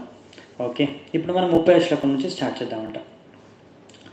30 నుంచి 39వ శ్లోకం, ఈ 10 శ్లోకాలు కదా, 30 నుంచి 39, 10 శ్లోకాల్లో ఏంటంటే మెయిన్గా విరాట రూపం, విశ్వరూపం ఒకటే. భగవద్గీతలు కూడా అర్జునుడికి చూపిస్తాడు కృష్ణుడు, అదే ఇక్కడ కూడా దాని గురించి వర్ణన జరిగింది. ఇక్కడ ఏంటంటే బ్రీఫ్గా చెప్పారండి. దీన్ని ఇంకా విస్తృత రూపంలో మనము 2వ స్కందంలో చదువుకుంటాము. అక్కడ వెళ్ళినప్పుడు మనం ఇంకా విస్తృత రూపంలో చర్చించుకుందాము. సో ఇక్కడ మాత్రం సంక్షిప్త రూపంలో ఇచ్చారు, మనం సంక్షిప్తంగానే చర్చించుకుందాము. సో ఇక్కడ మనము ప్రభుపాదుల వారు రాసింది అంటే భాగవతంలో వ్యాసదేవుల వారు రచించింది కూడా ఏంటంటే, ఈ విశ్వరూపం అనేది ఏంటంటే, ఇది ఒక ఈ శ్లోకాన్ని చదివితే మీకు అర్థమవుతుంది. 39వ శ్లోకం. ఏతద్ రూపం భగవతో హ్యరూపస్య చిదాత్మనః మాయా గుణైర్విరచితం మహాద్భిర్ మహా మహదాధిభిరాత్మని. సో ఇది ఎవరైతే కొంచెం కొత్తగా భక్తులు కానీ, లేకపోతే కొత్త భక్తులు అంటే తక్కువ బుద్ధి వాళ్ళు ఎక్కువ అర్థం చేసుకోలేరు భగవంతుడి యొక్క దివ్యత్వాన్ని, లేకపోతే భగవంతుడి యొక్క దివ్య లీలని. వాళ్ళు దాన్ని అప్రిషియేట్ చేయలేరు, వాళ్ళు దాన్ని అర్థం చేసుకోలేరు, వాళ్ళకి ఏంటంటే మేము భగవంతుడికి ఒక రూపం ఇప్పుడే చూడాలి, మేము అది ఎప్పుడు ప్రేమ దొరుకుతుందో మాకు తెలియదు, ఇప్పుడే మాకు అర్థం చేసుకోవాలి భగవంతుడి యొక్క రూపాన్ని చూసి, అప్పుడే మేము దాన్ని ఆరాధించి దాని ద్వారా తర్వాత మేము ఇంకా ఎక్కువ అర్థం చేసుకోగలరం అనుకునే వాళ్ళకి, అంటే ఎవరైతే భౌతికంగా భగవంతుడి రూపాన్ని దర్శించాలనుకుంటారో, ధ్యానించాలనుకుంటారో అలాంటి రూపాన్ని సో అలాంటి ఒక కేటగిరీ మనుషులు ఉంటారనమాట. వాళ్ళ కోసం ఇది చెప్పారు. అంటే ఇది భగవంతుడి యొక్క భౌతిక రూపాన్ని కాల్పనికంగా సృష్టించడం, అంటే ఆలోచించుకోవడం, ధ్యానించడం కోసం. సో ఇదేంటంటే ఇది భౌతిక రూపం, ఇది ఈ విశ్వరూపం అనేది, విరాట్ రూపం అనేది ఏంటంటే భగవంతుడిని ఇక్కడ మనకు మొత్తం ఈ యొక్క విశ్వాన్ని 14 లోకాలు ఉన్నాయని చెప్పుకున్నాం కదా. ఈ 14 లోకాలని, ఈ యొక్క బ్రహ్మాండంలో మొత్తం ఒక బ్రహ్మాండాన్ని మొత్తాన్ని ఉన్న లోకాలన్నింటినీ, ఇంకా ఉన్న గ్రహాలు అన్నింటినీ భగవంతుడి యొక్క వివిధ శరీర రూపాలు అంటే అంగాలతో పోల్చి ఒక మొత్తం ఈ 14 లోకాలని ఒక భగవంతుడి యొక్క రూపంగా వాళ్ళు ఇమాజిన్ చేసుకుంటారనమాట. అలా ఊహించుకొని వాళ్ళ దానిపైన ధ్యానం చేస్తారు, వాళ్ళు దాన్ని పూజిస్తారు. సో దీన్నే విరాట రూపం అంటే పెద్దగా, విరాట్ అంటే పెద్దదనమాట. భగవంతుడు మొత్తం విశ్వాన్ని భగవంతుడి యొక్క శరీరాంతో ఒక విధంగా అది కరెక్ట్. ఎందుకంటే ఇప్పుడు ఎలాగైతే మనం ఆత్మ, అవునా, మనం ఆత్మను ఎవరు చూడలేరు, కానీ మనం ఏం చూస్తున్నాం, ఈ శరీరాన్ని చూసేది కదా. ఒక వ్యక్తిని మనం వ్యక్తితో మాట్లాడినప్పుడు ఆయన యొక్క ఆత్మను చూసి మాట్లాడలేము, ఆయన శరీరాన్ని చూసి మాట్లాడితే. కానీ మనం అర్థం చేసుకునేది అంటే ఆ ఆత్మలో ఆ శరీరం లోపల ఆయన వ్యక్తి ఆత్మ రూపంలో ఉన్నాడు అని. అలాగే ఇక్కడ కూడా ఈ ప్రభుపాద వారు ఎగ్జాంపుల్ ఇస్తా ఉదాహరణ ఇచ్చేదంటే, ఎలాగైతే కొంతమంది ఇప్పుడు మనం కార్లో పోతున్నాడండి ప్రైమ్ మినిస్టరు, ఆ కార్లో ప్రైమ్ మినిస్టర్ పోతున్నాడు అని అద్దాలని బ్లాక్ కలర్ అంటే మన ఫోటోగ్రఫీ గ్లాస్ అవి అంటే మీకేం కనిపించదు, లోపల అన్నీ మూసేసి ఉన్నాయి గ్లాసులు. ఆ కార్ దూరం నుంచి పోతుంది, ఆ కార్ పోతుంది, ఆ కార్ని వచ్చేసి ప్రైమ్ మినిస్టర్ అంటారు. ప్రైమ్ మినిస్టర్ పోతున్నాడు అంటే ప్రెసిడెంట్ పోతున్నాడు. కానీ అక్కడ మీకు ప్రెసిడెంట్ మీరు చూడలేరు, అలాగని ప్రైమ్ మినిస్టర్ కనిపించట్లేదు. కానీ ఆ కారుని చూసి మీరు ప్రెసిడెంట్ అని, ప్రైమ్ మినిస్టర్ అని ఎలా అయితే భావిస్తున్నారో అలా అనమాట. సో మీరు ఇలా భగవంతుడు చూడలేరు, కానీ ఇలా భగవంతుడి యొక్క ఇది మనకి ఎలాగైతే మన ఆత్మకి శరీరం ఎలాగో, అలాగే ఈ యొక్క విశ్వం అనేది భగవంతుడికి శరీరం లాంటిది, భౌతిక శరీరం లాంటిది. అలా ఊహించుకొని వాళ్ళు దాని మీద ధ్యానం చేసి భగవంతుడి యొక్క దాన్ని విశ్వరూపం కానీ, అంటే విశ్వాన్ని భగవంతుడి యొక్క రూపంగా ధ్యానం చేసేవాళ్ళు దీన్నే విశ్వరూపంగా, దీన్ని ఒక రకమైన యోగులు ఉంటారండి, వాళ్ళు ఇలా ధ్యానం చేస్తారు. అది మన కోసం, భక్తుల కోసం కాదు. ఇంకోటి ఏంటంటే ఇది పర్మనెంట్ కాదండి. ఈ రూపం అనేది ఆధ్యాత్మిక జగతం అంటే స్పిరిచువల్ వరల్డ్లో ఉండదు. ఇది ఓన్లీ ఈ యొక్క భౌతిక ప్రపంచానికే పరిమితం. ఇంకోటి ఇది టెంపరీ, ఎంతసేపు భౌతిక ప్రపంచం ఉందో అప్పటి వరకు ఈ రూపాన్ని మీరు అలా ధ్యానం చేసుకోవచ్చు. మనకు తెలుసు కదా, తర్వాత ఒక మహావిష్ణు శ్వాసలో ఒకసారి ప్రళయం జరిగిపోతుంది. కాబట్టి ఎన్నోసార్లు ఈ యొక్క సృష్టి, భౌతిక సృష్టి అనేది సృష్టించబడుతుంది. ప్రళయం ద్వారా మొత్తం ధ్వంసం అయిపోతుంది. కనుక ఈ యొక్క అవతారం ఏదైతే విశ్వరూపం కానీ, మనము విరాట్ రూపం అంటాం కదా, దీన్ని మనం భక్తులు పూజించము. ఇంకోటి ఏంటంటే ఇది శాశ్వతం కాదు, అశాశ్వతము. ఇంకోటి ఇది కాల్పనికం, ఎందుకంటే ఇది అలా యాక్చువల్లీ భగవంతుడి రూపం లేదు, అలా ఊహించుకుంటారు వాళ్ళు, అదనమాట. అందుకనే ఎప్పుడైతే కృష్ణుడు అర్జునుడికి ఈ విశ్వరూపం భగవద్గీతలో చూస్తాం, దర్శనం ఇచ్చినప్పుడు ఆ అర్జునుడు చూసి భయపడిపోయిన తర్వాత అంటాడు, నాకు ఈ రూపం వద్దమ్మా, వద్దు కృష్ణ, నువ్వు ముందులాగా నాకు ఎలా ఉన్నావో 2 చేతులతో అలాగే, లేకపోతే చతుర్భుజం విష్ణు రూపం చూపించడానికి, అంతేగాని ఈ విశ్వరూపం నేను తట్టుకోలేను, నాకు ఇంకా చాలు, నాకు భయం వేస్తుందని చెప్పేస్తాడు అనమాట అర్జునుడు. ఎందుకంటే మన యొక్క భక్తులకి ఎవరైతే ఉన్నారో మనము కృష్ణుని లేకపోతే విష్ణువు యొక్క రూపంని మనం ఆరాధిస్తాం అనమాట. ఈ విశ్వరూపాన్ని మనం ఆరాధించము. అది చెప్పాను కదా, ఒక రకమైన యోగులు, వాళ్ళు ఎవరు, ఎందుకు, ఎలా అలా ఆరాధించి భగవంతుడు ఈ విశ్వరూపం ద్వారా వాళ్ళు ఎలా భగవద్ధామానికి తర్వాత చేరుకుంటారు. ఒక డీటూర్ అనమాట, అంటే లాంగ్ రూట్. ఆ లాంగ్ రూట్లో ఈ ప్రాసెస్ వస్తుంది అనమాట. అది కొంచెం అలాంటి చేతన ఉన్న వాళ్ళకనమాట. అది చెప్పారు ఇక్కడ. సో నెక్స్ట్ శ్లోకంలో ఒక ఉదాహరణ ఇస్తారు మనకు అర్థం చేయించడానికి వ్యాసదేవులు వారు కూడా. ఎలాగైతే మన యొక్క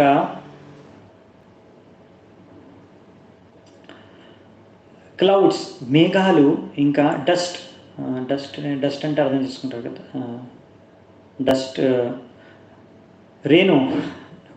ఓకే, ఇక్కడ రేణు అని ఇచ్చారు. మేఘోఘ, రేణు, ఇవి రెండింటిని ఎలాగైతే మన గాలిలో ఇవన్నీ తేలుతూ వెళ్తుంటాయి కదా, అంటే మనకి ఈ ఆకాశం అనేది నీలి రంగులో ఎందుకు కనిపిస్తుంది? ధూళి. ఓకే, రేణు ఇచ్చారు సంస్కృతంలో, ధూళి కూడా రాయొచ్చు. ఓకే, ఈ యొక్క ధూళి ఇంకా ఈ యొక్క మేఘాలు ఏంటంటే ఈ యొక్క ఆకాశంలో మనకు కనిపిస్తుంటాయి, గాలిలో తిరుగుతూ ఉంటాయి, అవునా? సో ఆకాశం మనకి నీలి రంగులో ఎందుకు కనిపిస్తుందండి? ఎందుకంటే మేఘాల వలన. మనం ఆకాశం నీలి రంగు అంటాం, యాక్చువల్లీ ఏంటంటే అసలు ఆకాశం నీలి రంగు కాదండి, మేఘాలు నీలి రంగు, అలా చెప్తున్నారు అనమాట. అలాగే ఈ యొక్క మనం అప్పుడప్పుడు గాలి బాగాలేదంటాం, గాలి బాగాలేదండి, అందులో ధూళి ఉంది, ఆ ధూళి బాగాలేదు. ఈ విషయాన్ని ఇక్కడ ఎక్స్ప్లెయిన్ చేస్తున్నా, అంటే మనకు అలా అనిపిస్తుంది. అలాగే ఇక్కడ మనకు భగవంతుడు కూడా అసలు ఈ రూపంలో లేడు. మనకు యాక్చువల్లీ భగవంతుడు చిన్మయ రూపం, కానీ ఇలాంటి వాళ్ళు దీన్నే రూపంగా ఆలోచించుకుంటారు, అలా భ్రమిస్తారు. ఎలాగైతే మనం ఇలా భ్రమించి దీన్ని ఇది అనుకుంటామో, అలాగే వాళ్ళు విశ్వరూపాన్నే భగవంతుడి యొక్క అసలు రూపాన్ని కూడా ధ్యానిస్తారు అనే విషయాన్ని మనం అర్థం చేసుకోవడానికి ఇక్కడ వ్యాసదేవుల వారు ఈ యొక్క ఉదాహరణ ఇచ్చారన్నమాట. ఓకే, సో ఈ యొక్క విషయాన్ని మనకి ఇక్కడ ఎక్స్ప్లెయిన్ చేస్తారు. ఇది కాకుండా ఇంకేముందని చూస్తున్నాను. ఇంకా మిగతా విషయాలు మనం మామూలుగా మనకు తెలిసిన విషయాలే, అందుకే నేను చర్చించుకోవట్లేదు. సో చెప్పాను కదా, ఏవైతే కొంచెం తక్కువ బుద్ధి ఉన్న వాళ్ళ కోసం ఇది చెప్పారనమాట, ఈ యొక్క పద్ధతిని పాటించడానికి. దీని ద్వారా కూడా వాళ్ళు భగవంతుడిని చేరుకోవచ్చు. అది ఎలా చేరుకుంటారని విస్తృత రూపంలో ఇక్కడ చర్చ లేదు, అది 2వ స్కందంలో వస్తుంది, అక్కడ మళ్ళీ మనం చర్చించుకుందాం అంట డీటెయిల్గా. సో మనం ఇప్పుడు ఇంకోటి లాస్ట్ టాపిక్ ఒకటి ఉంది చర్చించుకోవడానికి, 40 శ్లోకం నుంచి 44వ శ్లోకం. చూడండి, ఇప్పుడు మనం ఈరోజు చూసిన ఫస్ట్ శ్లోకం ఏంటి, 28వ శ్లోకం. అది ఏ ప్రశ్నకు సమాధానం అండి? మీకు గుర్తుందా, మర్చిపోయారా? మనం ప్రశ్నల శౌనకాది ఋషుల యొక్క ప్రశ్నలకి సమాధానాలు చర్చించుకుంటున్నాము. ఇప్పటివరకు మనం అన్ని ప్రశ్నలకి సమాధానం చూసాము. ఈరోజు చూసిన 28వ శ్లోకం, అది ఏ ప్రశ్నకి సమాధానం? ఎన్నో నంబర్ ప్రశ్నకి? ఎవరైనా చెప్పగలరా? హరే కృష్ణ.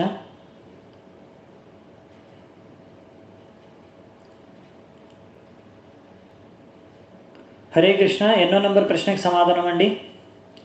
ఈరోజు మనం చర్చించుకున్న 28వ నంబర్. ఏతేచాం సకలాపంస కృష్ణస్తు భగవాన్ స్వయం ఇంద్రారి వ్యాకులం లోకం మృడయంతి యుగే యుగే అనే శ్లోకం ఎన్నో ప్రశ్నకి సమాధానం. మేబీ ఇంటర్నెట్ స్లో ఉన్నట్టుంది, నాకు రెస్పాన్స్ రావట్లేదు. ఓకే, కాదండి, 5వ ప్రశ్న కాదండి, ఈ సీక్వెన్స్లో రాలేదు ఇది. 5వ ప్రశ్న వచ్చేసి లీలావతారాలండి, అది నిన్న చర్చించుకున్నాం. దానికన్నా ముందు పురుషావతారాలు చర్చించుకున్నాం, అది 4వ ప్రశ్నకి. ఇంకో 2 అయిపోయాయి, ఇంకా మిగిలిన 4ట్లో కూడా ఉంటుంది. చెప్పండి, ఏం చెప్తుందండి ఈ శ్లోకం? ఏతే చాంస కళాపుంస కృష్ణస్తు భగవాన్ స్వయం ఇంద్రారి వ్యాకులం లోకం మృడయంతి యుగే యుగే. ఎప్పుడైతే 5th క్వశ్చన్ కాదండి, 5th క్వశ్చన్ కాదు. 5th క్వశ్చన్ వచ్చేసి లీలా అవతారాల గురించి, అది నిన్న చర్చించుకున్నాం మనం. 9 ఎక్కడి నుంచి వచ్చిందమ్మా? 9 లేవండి, 6 క్వశ్చన్లే ఉన్నాయి మొత్తం. 2 కూడా కాదు, 6 కూడా కాదు, ఇంకేం 3 వెళ్ళిపోయి, ఇంకా 3. Yes, 3rd question. 3వ క్వశ్చన్ ఏంటంటే, మాకు గుర్తుందా? మీకు ఒకసారి గుర్తు చేసుకోండి. 3వ ప్రశ్న ఏదండి అంటే, 3వ ప్రశ్న వచ్చేసి కృష్ణుడు దేవకి వసుదేవుల గర్భంలో ఎందుకు జన్మిస్తాడు అనే విషయాన్ని ఇంద్రారి వ్యాకులం లోకం మృడయంతి యుగే యుగే. సో ఎప్పుడైతే ఇలాంటి యొక్క అసురులు వధించడానికి వస్తాడు అని ఒక కారణంగా ఇక్కడ చెప్పారనమాట. సో కృష్ణుడి రూపంలో వచ్చిన కంస, శిశుపాల, జర, ఇంకా ఎంతోమంది అసురుల్ని వధించాడు కంస, ఇంకా వాళ్ళ ఎంతోమంది మిత్రుల్ని. ఓకే, సో నెక్స్ట్ వచ్చేసి ఇప్పుడు మనకి ఒక్క ప్రశ్నకి సమాధానం బాకీ ఉందండి. ఏ ప్రశ్నకి ఇంకా సమాధానం మనం చర్చించుకోలేదు అంటే, సూత గోస్వామి ఇంకా ఏ ప్రశ్నకి సమాధానం చెప్పలేదు, ఒకే ప్రశ్నకి ఇంకా సమాధానం చెప్పలేదు. 6th, very good. 6వ ప్రశ్నకి ఇంకా సమాధానం మనం చర్చించుకోలేదు ఈరోజు. ఇప్పుడు లాస్ట్ అదే 6వ ప్రశ్నకి సమాధానం అదేంటనేది ఈరోజు చూద్దామంట. 40వ శ్లోకం. ఇదం భాగవతం నామ పురాణం బ్రహ్మ సమ్మతం ఉత్తమ శ్లోకచరితం చకార భగవాన్ ఋషి నిశ్రేయసాయ లోకస్య ధన్యం స్వస్త్యయనం మహత్. చాలా బాగా ఇక్కడ చెప్పారు. ఏం చెప్పారంటే ఈ శ్రీమద్ భాగవతం ఇదం భాగవతం నామ అంటే భాగవతం నామ అనే పురాణం అంటే శ్రీమద్ భాగవతం ఏదైతే ఉందో అదేంటి పురాణం బ్రహ్మ సంహితం. ఇది భగవంతుడి యొక్క ఒక రకమైన అవతారం. ఇది ఎవరు రచించారు? ఉత్తమ శ్లోక చరితం. ఇందులో ఏముంటుంది? ఉత్తమ శ్లోకాన్ని భగవంతుడి పేరండి. అంటే ఉత్తమ శ్లోకాలతోని ఆయన్ని గుణగానం చేస్తారు. ఏ శ్లోకాలైతే మనం భగవంతుడిని గుణగానం చేస్తామో ఆ శ్లోకమే ఉత్తమ శ్లోకం అండి. అందుకే భగవంతుని ఉత్తమ శ్లోకం అని కూడా అంటారు. ఉత్తమ శ్లోక చరితం అంటే ఇందులో భగవంతుడి యొక్క శ్లోకాల గురించి, భగవంతుడి యొక్క చర్చ, ఆయన యొక్క చరిత్ర గురించి చర్చించబడుతుంది. ఎవరు రచించారంటే చకార భగవాన్ ఋషి. భగవాన్ ఋషి అంటే ఇక్కడ భగవాన్ వ్యాసదేవుడు ఆయన కూడా ఒక రకం, ఆయన అవతారం కదా భగవంతుడిది. సో అందుకని భగవాన్ వ్యాసదేవుడు ఆయన దీన్ని రచించారండి శ్రీమద్ భాగవతాన్ని. నిశ్రేయస్సాయ లోకస్య, ఇది శ్రేయం అందరికీ, లోకంలో ఉన్న ప్రతి ఒక్క వ్యక్తికి ఇది అంటే శ్రేయం కలిగిస్తుంది. అల్టిమేట్ గుడ్, మంచి, అందరికీ మంచి చేస్తుంది. అంతేకాకుండా ధన్యులు అవుతారు అందరూ ఈ భాగవతాన్ని చదివి, విజయవంతులు అవుతారు. స్వస్త్యయనం, స్వస్త్యయనం అంటే అది అందరికీ స్వస్తి కలిగిస్తుంది, మంచిదన్నమాట. అది కూడా మహత్, ఇదంతా మహత్ పురాణం, ఇది పర్ఫెక్ట్. సో ఇలా ఇక్కడ భాగవతాన్ని ఎందుకండి మళ్ళీ గుణగానం చేస్తున్నారు భాగవతాన్ని? దీనికి మన 6వ ప్రశ్నకి సంబంధం ఏంటండి? 6వ సమాధానానికి ఏదో సంబంధం ఉంది. ఆ సంబంధం చూస్తున్నాం ఇక్కడ. సో ఇక్కడ ఏం చెప్పారు? ఇది ఒక భగవంతుడి యొక్క గ్రంథావతారం. అందుకే మనం గ్రంథావతారం శ్రీమద్ భాగవతంకి జై అని కూడా మనం అంటాము. లేకపోతే గ్రంథరాజ్ భాగవతంకి జై అంటాము. ఎందుకంటే ఇది గ్రంథరాజ్, అన్ని గ్రంథాలు ఇది రాజ్ అనమాట. అది కూడా ఇక్కడ అందుకే మహత్ గ్రంథం ఇది. సో ఇప్పుడు ఇందులో దీని గురించి స్పెషాలిటీ అనేది ఇంకా చెప్తున్నారు ఇక్కడ 41వ శ్లోకంలో. తదిదం గ్రాహయామాస సుతం ఆత్మవతాం వరం సర్వవేదేతిహాసానాం సారం సముద్రతం. సో ఇక్కడ ఇది శ్రీ వ్యాసదేవులు ఆయన ఒక పుత్రుడైన సుఖదేవ గోస్వామికి ఇది మొత్తం ఆయనకి ఎక్స్ప్లెయిన్ చేశాడు, వర్ణించాడు. అవునా? సో ఇది ఏంటంటే మొత్తం శాస్త్రాల యొక్క సారం అని కూడా ఇక్కడ చెప్తున్నారంట. వ్యాసదేవులు ఏం చేశారంటే మొత్తం శాస్త్రాల నుంచి సారాన్ని తీసి ఇక్కడ పెట్టారనమాట. దాన్ని మనం ఇంకా బాగా చర్చించుకుంటాము వచ్చే క్లాసుల్లో, ఇంకో అధ్యాయాల్లో ఎక్స్ప్లెయిన్ చేస్తారు దాన్ని. సో ఇక్కడ చెప్పేది ఏంటంటే ఇక్కడ మనకు ఇచ్చే అన్ని ప్రభుపాల ద్వారా రాస్తారు. ఇక్కడ మన భాగవతంలో చర్చించుకునే అన్ని ఎన్నో కథలు, ఎన్నో చరిత్రలు, భక్తుడివి లీలలు మనం చర్చించుకుంటాము. అవన్నీ కాల్పనికం కాదండి, ఇవన్నీ వాస్తవం, ఎప్పుడో జరిగాయి. హిస్టరీ ఇది. భాగవతం అనేది హిస్టరీ, అంటే ఎప్పుడో ఒకసారి జరిగింది. అది ఎప్పుడు జరిగింది? మన కాలంలో జరగలేదు, కొన్ని మన కాలంలో కూడా ఉన్నాయి, కొన్ని భవిష్యత్తులో జరిగేవి కూడా రాశారు.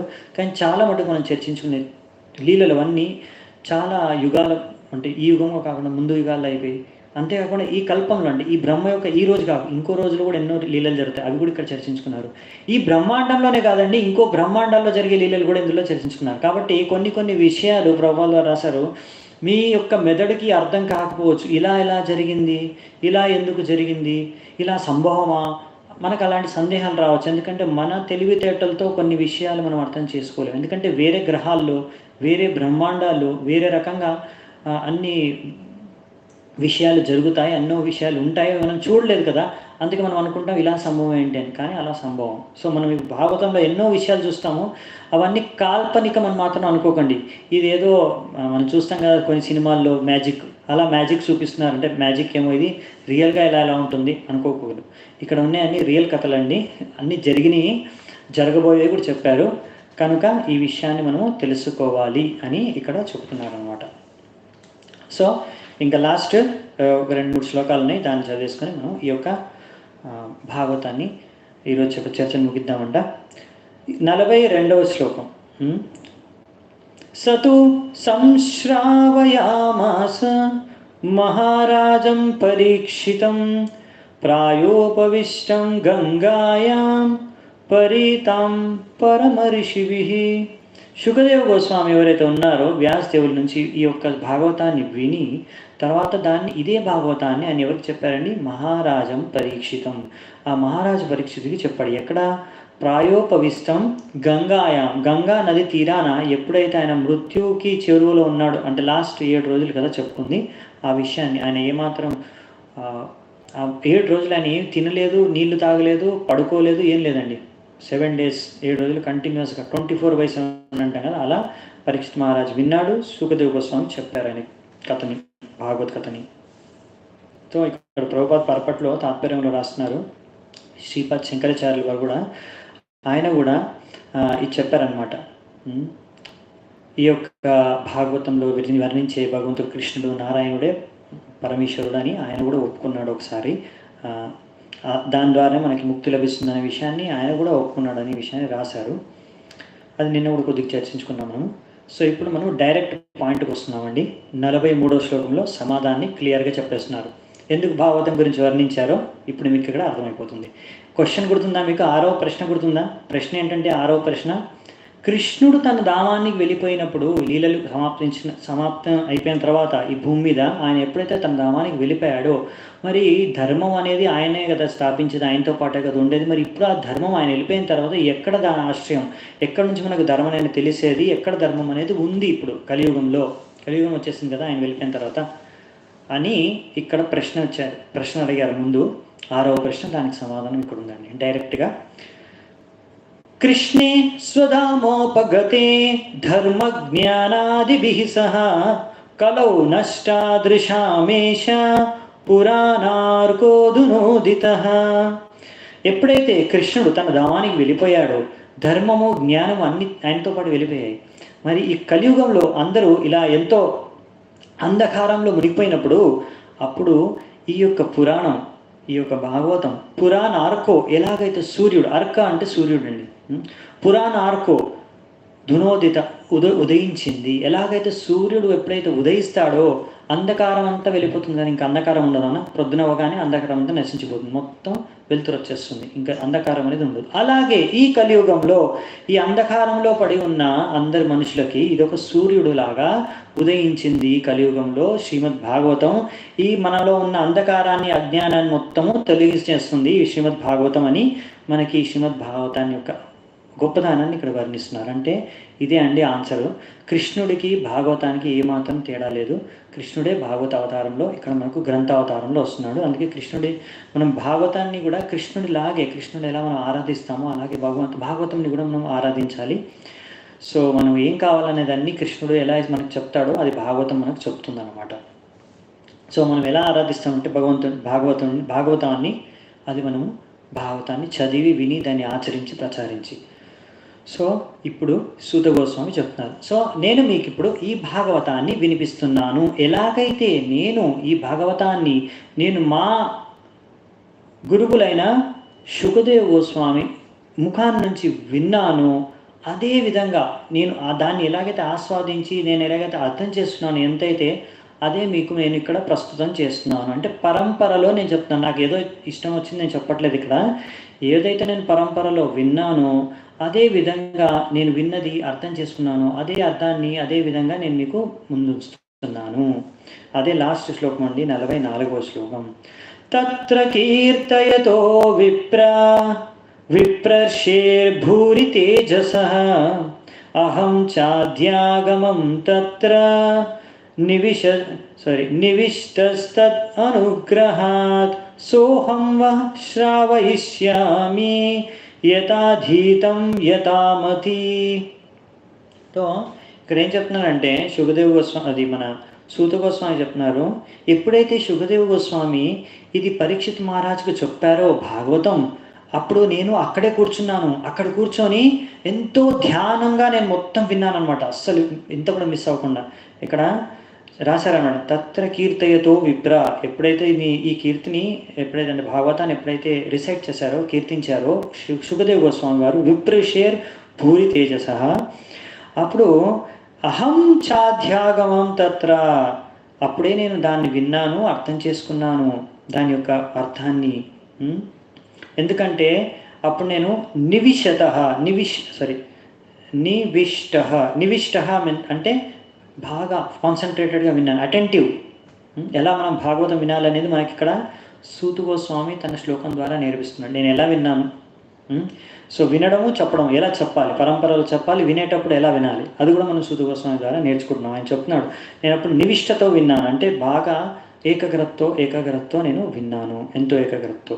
తత్ అనుగ్రహాత్, అప్పుడు ఆయన కృప ద్వారా నేను ఇవన్నీ ఎలా అర్థం చేసుకున్నాను. సో ఇలా విని నేను అర్థం చేసుకున్నాను. యథా ఆధీతం యథామతి, ఎలాగైతే నేను అర్థం చేసుకున్నానో అదే నేను అర్థం చేసుకున్న దాన్ని నేను ఇప్పుడు మీకు చెబుతున్నాను, అదే విధంగా పరంపరలో. సో ఇదన్నమాట ఈ భాగవతం యొక్క గొప్పతనం. ఎలా ఇప్పుడు భాగవతాన్ని మనం వినబోతున్నామో సూత గోస్వామి ముఖం ద్వారా. మరి సూత గోస్వామి రెడీ అయిపోయారు ఈ భాగవతాన్ని వర్ణించడం కోసం మన శౌనకాది ఋషులకి. మరి శౌనకాది ఋషులు ఇప్పుడు వింటున్నారు, ఏం చేస్తారు? ఇప్పుడు వాళ్ళ 6 ప్రశ్నలండి, 6 ప్రశ్నలు వాళ్ళు అడిగారు. 6 ప్రశ్నలకి సూత గోస్వామి ఇక్కడ 6 సమాధానాలు ఇచ్చేశాడు. 2, 3 చాప్టర్లు చూసాం కదా కరెక్ట్గా. ఇప్పుడు మరి రేపటి చాప్టర్లో మరి సూత గోస్వామి భాగవతం ఆరంభిస్తాడా, మరి శౌనకాది ఋషులు ఇంకా వేరేమైనా అడుగుతారా, అదే విషయాన్ని మనము రేపు చూద్దామంట. ఈ రోజుకి చర్చ ఇంతే. సో మీకేమైనా ప్రశ్నలు ఉంటే అడగాలనుకుంటే అడగచ్చు, లేకపోతే మనం కథని ఇక్కడే సెలవిద్దామంట భాగవద్గీతకి.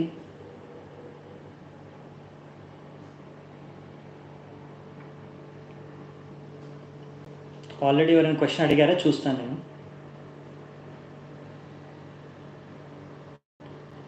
తత్వం అనేది సపరేట్ అండి.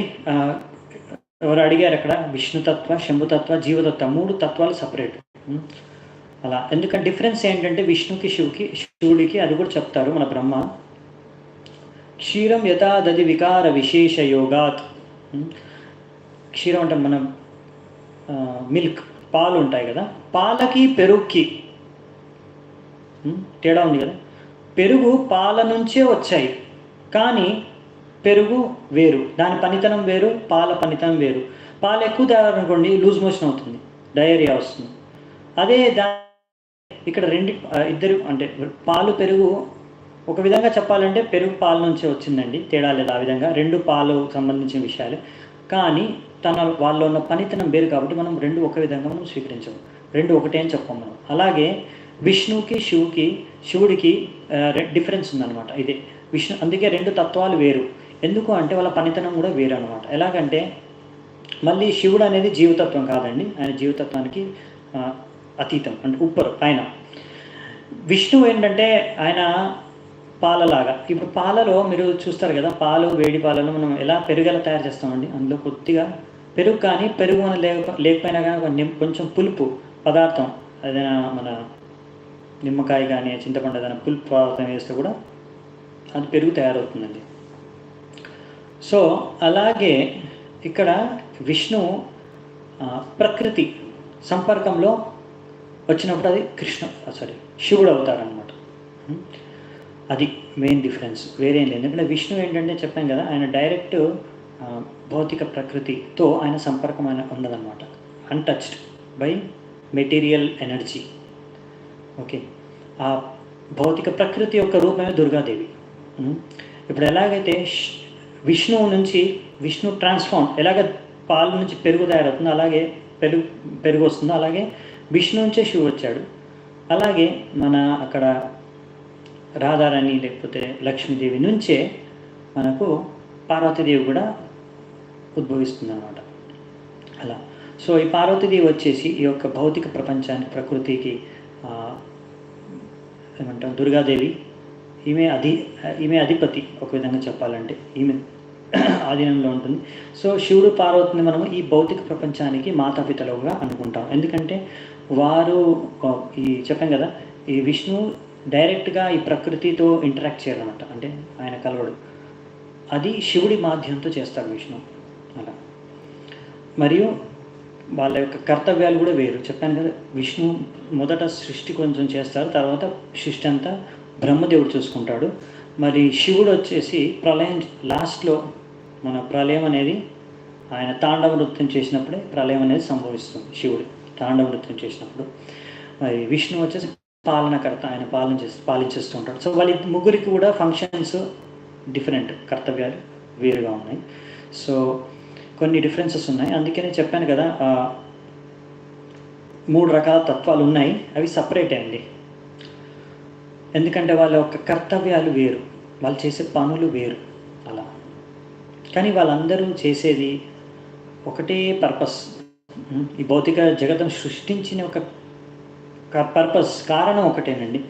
మనలాంటి జీవులు ఎవరైతే బద్ధ జీవులు ఉన్నారో, మనము భగవంతుడిని కాదనుకొని సపరేట్ అయిపోదాం అనుకున్నాం, సపరేట్గా ఎంజాయ్ చేద్దాం అనుకుంటున్నాం.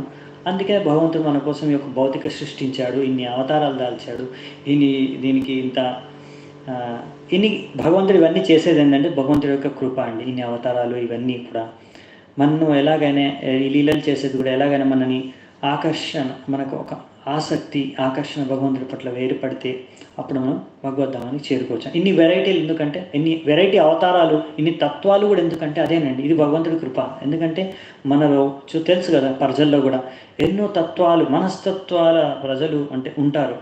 సో అందరి మనస్తత్వాలు, ఎలాంటి మనస్తత్వం అయినా సరే, ఎలాంటి గుణాలచే ప్రభావితులైన మనుషులైనా సరే, వాళ్ళని కూడా ఎలా నేను ఆకట్టుకొని మళ్ళీ ఈ దుఃఖ సముద్రం ఉంది కదా, ఇది మన దుఃఖ సాగరం, ఈ దుఃఖాలయమైన భౌతిక జగతాన్ని నుంచి ఎలా కష్టాలు పడుతున్నారో అది చూడలేక వాళ్ళు ఎలాగైనా వాళ్ళని బయటికి తీసుకెళ్ళడానికి భగవంతుడు. చాలామంది అడుగుతారు, మమ్మల్ని ఎందుకు ఇక్కడ పడేశారు, మమ్మల్ని భగవంతుడు ఎందుకు ఇలా పడేశాడు, ఇది ఇంత దుఃఖాలమైతే మనం ఇక్కడ ఎవరు పడేయలేదండి, మనమే వచ్చాము ఇక్కడ.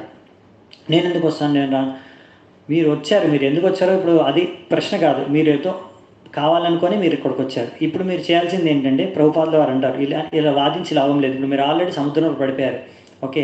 అప్పుడు నావలో ఉన్నవారు, అతను బోట్లోనో షిప్లో ఉన్న అతను మీకు ఒక తాడుని వేశారనమాట, పట్టుకొని పైకి రాని. నువ్వు తాడుని పట్టుకోకుండా నన్ను ఇక్కడ ఎవరు తోసారు చెప్పండి, నేను కావాలని పడలేదు, నన్ను ఎవరో తోసారు, ఎవరు తోసారు చెప్పండి అంటే లాభం లేదండి. ముందు తాడు పట్టుకొని పైకి ఎక్కండి. ముందు మీరు బతికిన తర్వాత, దాని తర్వాత మీరు ఎలా దూకారో ఆలోచించుకోవచ్చు. అందుకే ఇప్పుడు అది ఇంపార్టెంట్ ప్రశ్న కాదన్నమాట. ఇంపార్టెంట్ ప్రశ్న ఏంటి, మనం అర్థం చేసుకోవాల్సింది ఏంటంటే, ఇప్పుడు ఇన్ని అవతారాల యొక్క కారణం ఏంటంటే, అది ఒక కృప.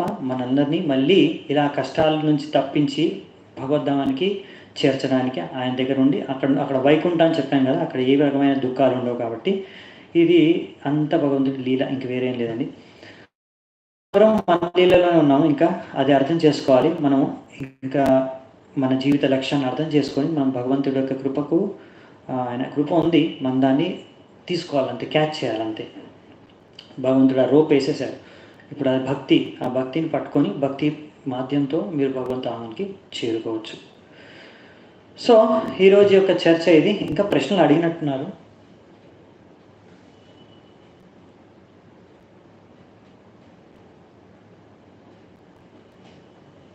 కాదండి, బ్రహ్మ జీవతత్వం, ఓకే.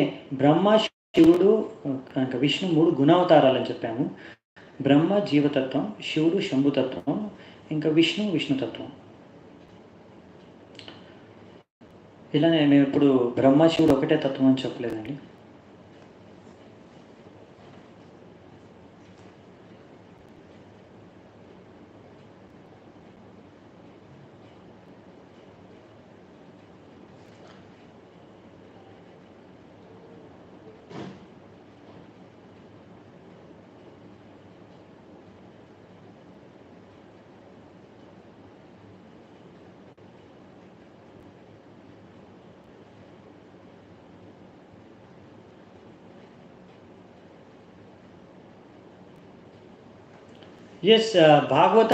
భాగవతం అనేది మనం ఇప్పుడు చర్చించుకునేది ఏంటంటే, వ్యాసదేవులు వారు రచించారు. వ్యాసదేవులు వారు ఏది రచించారంటే, ఆయన ఏదైతే నైమిషారణ్యంలో రెండవసారి అదే చర్చ ఏదైతే పరీక్షిత్ మహారాజు సుఖదేవ్ గోస్వామికి చెప్పారో, యాక్చువల్లీ మీరు భాగవతంలో ఈ విషయాన్ని గమనించండి, మీరు కన్ఫ్యూజ్ అవ్వద్దు.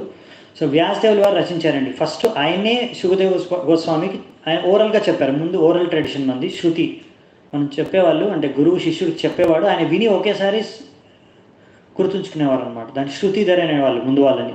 వాళ్ళు ఒక్కసారి వింటే గుర్తుండిపోయేది. మనకి ఇప్పుడు అంత కలియుగంలో అంత మెమరీ లేదు కాబట్టి మన కోసం తర్వాత వ్యాసదేవులు వారు రచించారు. అది ఎలా రచించారు అనేది మనం చూసుకుందాం, ఫ్యూచర్లో వస్తుంది నెక్స్ట్ అధ్యాయంలో. సో